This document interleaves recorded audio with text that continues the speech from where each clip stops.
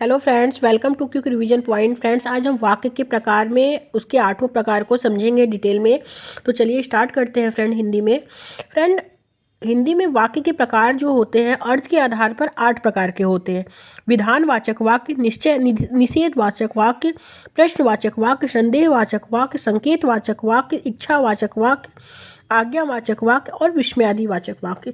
Friend, अब हम लोग एक एक करके सबको समझेंगे कि अब हम लोग समझेंगे विधानवाचक वाक्य क्या होते हैं। फ्रेंड, जिस वाक्य से किसी काम होने या करने का बोध हो उसे हम क्या कहते हैं फ्रेंड? विधानवाचक वाक्य कहते हैं। जैसे राम खेल रही है, रमा खेल रही है, भारत की राजधानी दिल्ली है। फ्रेंड, इसमें होने या करने का और समान जानकारी दी जाए फ्रेंड तो उसे हम क्या कहते हैं? विधानवाचक वाक्य कहते हैं। राम अयोध्या के राजा थे, ये सब समान जानकारी इसमें दी जा रही है फ्रेंड, तो ये क्या है? विधानवाचक वाक्य है। जैसे जब किसी के बारे में समान जानकारी दी जाए तो फ्रेंड ये क्या है? विधानवाचक वाक्य है। ओके, अब हम बात करेंगे निषेधवाचक वाक्य। जिस वाक्य में क्रिया न करने या न होने का बोध हो उसे हम क्या कहते हैं? निषेधवाचक वाक्य कहते हैं। फ्रेंड, इसमें नहीं आता है, इसका ट्रिक क्या है? नहीं। जैसे बाहर जाना मना है, राम आज स्कूल नहीं जाएगा, तो फ्रेंड ये सब क्या है?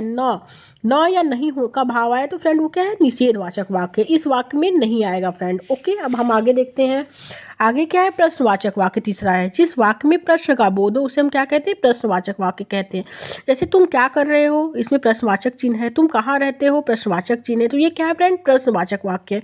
क्वेश्चन का बोध होना, कब, क्यों, कैसे आदि का बोध होता है, तो इसमें क्या है फ्रेंड? ये प्रश्नवाचक वाक्य है। अब हम बात करेंगे संदेहवाचक वाक्य। जिस वाक्य में संदेह या संभावना का बोध हो फ्रेंड उसे क्या कहते हैं? संदेहवाचक वाक्य कहते हैं। किसी चीज़ की संभावना या संदेह का बोध हो, जैसे शायद आज बारिश होगी, तो फ्रेंड इसमें संदेह या संभावना का बोध है तो फ्रेंड ये क्या है? संदेहवाचक वाक्य है। शायद मैं कल जाऊंगा, फ्रेंड इसमें संदेह या संभावना का बोध है तो ये क्या है? संदेहवाचक वाक्य। जैसे ट्रिक है शायद। ओके, अब हम बात करेंगे फ्रेंड, पांचवा है संकेतवाचक वाक्य। जिस वाक्य में एक क्रिया दूसरी क्रिया पर निर्भर होने का संकेत हो उसे कहते हैं संकेतवाचक वाक्य। ओके, जैसे यदि बारिश होती तो पानी की कमी न होती, तो फ्रेंड इसमें एक क्रिया दूसरी क्रिया पर निर्भर होने का संकेत है तो ये क्या है? संकेतवाचक वाक्य। यदि वर्षा हुई होती तो कपड़े भीग जाएंगे, ये क्या है? संकेतवाचक वाक्य। जैसे यदि आए तो ये क्या है? संकेतवाचक वाक्य। छठवां है इच्छावाचक वाक्य। जिस वाक्य में इच्छा, शुभकामना, आशीर्वाद आदि के भाव प्रकट हो उसे क्या कहते हैं? इच्छावाचक वाक्य कहते हैं।